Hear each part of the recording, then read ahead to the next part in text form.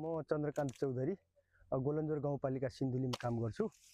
अब आज म यहाँ चाहिँ मरिन गाउँपालिकाको वडा नम्बर 6 यो भुताहा भन्ने ठाउँमा चाहिँ आइपुगेको छु र यहाँ चाहिँ रामपुर हाइब्रिड 10 मकैको बिउ उत्पादन चाहिँ भइराखेको छ। यहाँ हाम्रो किसानले यो पोथी को चमरा चाहिँ निकालिराख्नु भएको छ।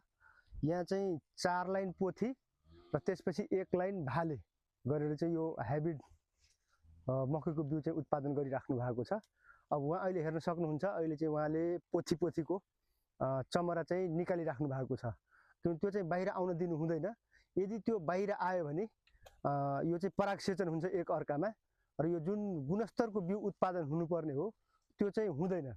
त्यसैले गर्दाखेरि यो चाहिँ जब भित्रै हुन्छ, भित्रै भएको बेलामा चाहिँ यो पोथी जुन 4 लाइनमा पोथी लगाएको छ त्यसको चाहिँ चमरा चाहिँ नचुडिने गरी सावधानीपूर्वक चाहिँ निकाल्नुपर्ने हुन्छ र उहाँले चाहिँ निकालिराख्नु भएको छ। यो अब करिब यो भालेको चमराहरू चाहिँ छोड्ने र पोथीको चमराहरू चाहिँ निकाल्ने यो भए पछाडि अहिले यो नेपालमा पनि यो हाइब्रिड मकैको बिउ उत्पादनहरू चाहिँ भइराखेको छ, जसमध्ये यहाँ चाहिँ रामपुर हाइब्रिड 10 को उत्पादन भइराखेको छ। यहाँ चाहिँ विशेष गरेर कृषि विकास कार्यालय सिन्धुली, राष्ट्रिय मकै बाली अनुसन्धान कार्यक्रम रामपुर चितवन लगायतका चाहिँ समन्वय र सहकार्यमा यो बिउ उत्पादनको काम चाहिँ भइराखेको छ।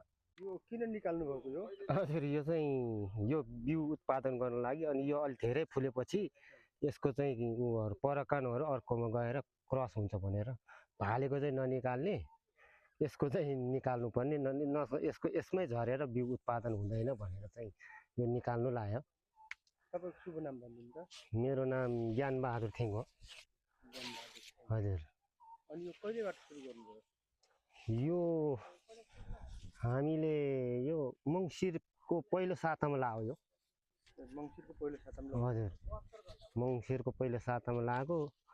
2-3 महिना भयो अब यो मकै। अब चाहिँ यो धान चमरा आउनु लाग्यो। अब यसलाई चाहिँ दैनिक निकाल्नु पर्ने।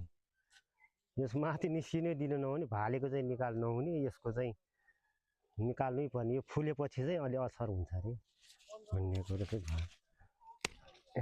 यो चुटिनु पनि नहुने रे।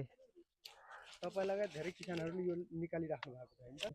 हामी समूह नै मिलेर जस्तो छ, हामी 16 घरले लाछ। मिलेर 16 घरले 16 घरले लाछ। करिब 10 बिघा होला। 10 बिघामा लाछ हामी।